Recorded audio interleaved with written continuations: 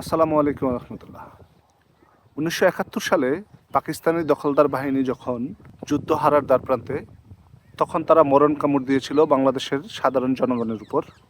ঠিক তেমনি দখলদার ইউনূস শেষ কামড়টা দেওয়ার চেষ্টা করছেন রিসেট বাটনের মাধ্যমে মহান মুক্তিযোদ্ধার উপর।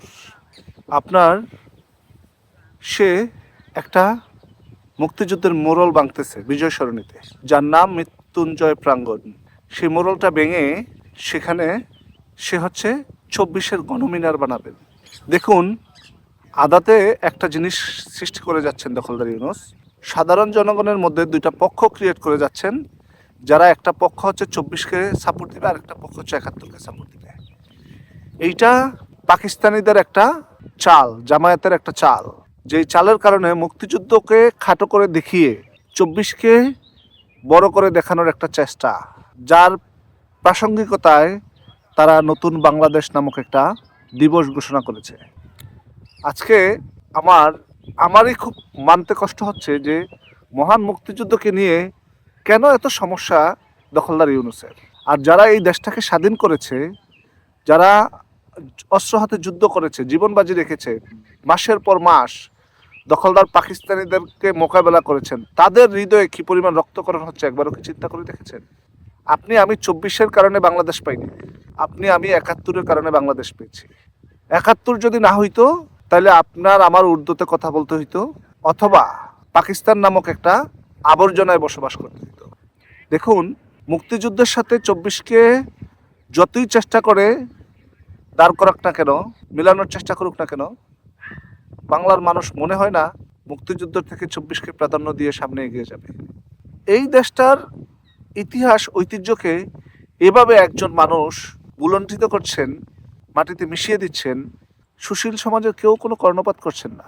আজকে যখন আমি দেখলাম এই নিউজটা, আমি তখন আমার কর্মক্ষেত্রে ছিলাম, তখন থেকে আমি খালি খুব ছটফট করতেছিলাম যে করছেনটা কি, হচ্ছেটা কি, এইটাই কি তার পরিকল্পনা ছিল? দেখুন, 1971 সালে বাংলাদেশ যখন পাকিস্তানের সাথে যুদ্ধ করে, তখন কিন্তু আমেরিকাও বাংলাদেশকে সাপোর্ট দেয়নি। তখন সোভিয়েত ইউনিয়ন, বর্তমান রাশিয়া, বাংলাদেশকে সাপোর্ট দিয়েছে। তো আমেরিকা একটা দেশকে সাপোর্ট না দেওয়ার পরেও সেই দেশটা পৃথিবীর মানচিত্রে প্রতিষ্ঠিত হয়েছে সেই একটা ক্ষোভ থেকে। আর পাকিস্তানের তো সারা জীবনের ক্ষোভ, সাথে জামায়াত, রাজাকার, আলবদর যারা আছেন তারা তো আছেন। সেই পুরা গ্রুপটাকে এখন প্রাধান্য দিয়ে দখলদার ইউনূস যা মন চাচ্ছে তাই করে বেড়াচ্ছেন। বাংলাদেশে জায়গার অভাব নেই, জমির অভাব নেই। আপনি গণমিনার নয়, জুলাইয়ে যারা যারা নিহত হয়েছে, জঙ্গি টোকাই যারা নিহত হয়েছে, তাদেরকে এক একটা করে মিনার বানিয়ে দেন, কোনো সমস্যা নেই আমাদের। এই জঙ্গিদের, এই টোকাইদেরকে নিয়ে আমাদের কোনো আফসোস নেই। আপনারা মিনার বানাইতে বানাইতে দেশটাকে তলায় ফেলেন, আমাদের কোনো সমস্যা নেই। মূর্তি বানায় বড়ায় ফেলেন, সমস্যা নেই। কিন্তু মুক্তিযুদ্ধের প্রতি এতটা ঘৃণা, এতটা অবমাননা কোনো ব্যক্তিকে করতে দেখেছি আমার মনে হয় না। এই দেশ ইতিহাস নির্ভর দেশ, ইতিহাসের উপর ভিত্তি করে এই দেশটার গোড়াপত্তন হয়েছে। সেই দেশটাতে একজন দখলদার এসে মুক্তিযুদ্ধের ইতিহাসকে এভাবে কালিমা লেপন করবেন, তাও মেনে নিতে হচ্ছে আমাদের। আজকে সুশীলরা কোনো কিছুই বলছেন না। মনে হচ্ছে, যদিও মনে হয় তাদের কাছে যে একটা পাথর ভাঙছে, এটা একটা পাথর না, এটা বাংলাদেশ অস্তিত্বের সাথে সংশ্লিষ্ট একটা অধ্যায়।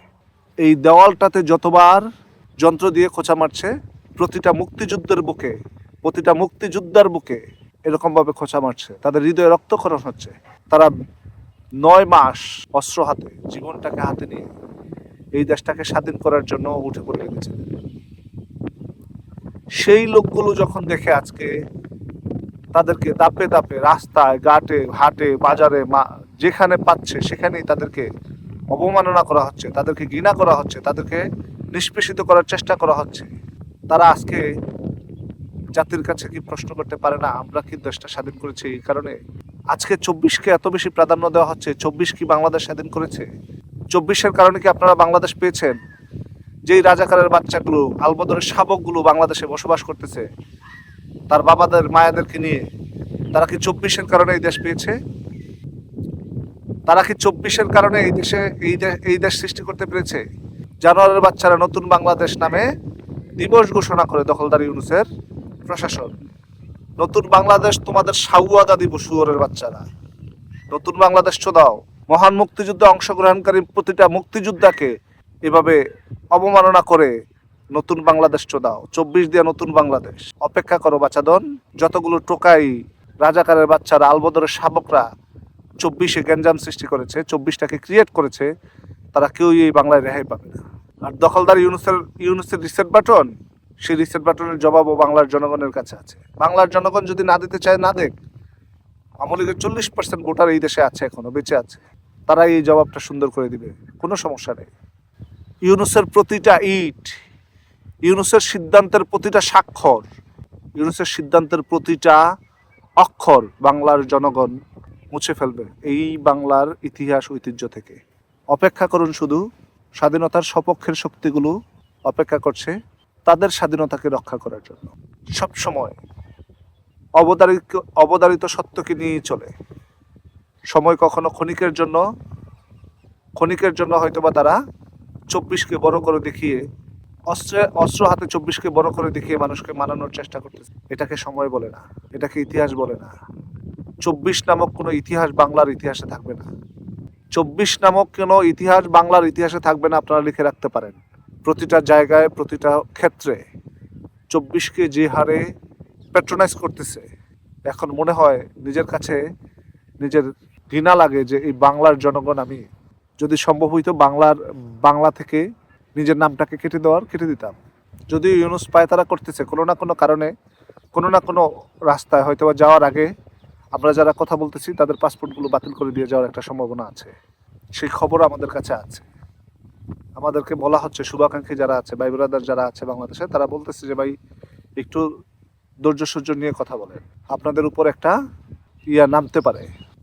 আপনারা যারা বাইরে আছেন তাদের পাসপোর্টগুলো বাতিল করার একটা চক্রান্ত চলতেছে, করে দেন, কোনো সমস্যা নেই, মেনে নেব। আজকের মতো এই পর্যন্ত। স্বাধীনতার সপক্ষের শক্তিদেরকে বলবো আপনারা স্বাধীনতার পক্ষে থাকুন। জয় বাংলা, জয় বঙ্গবন্ধু।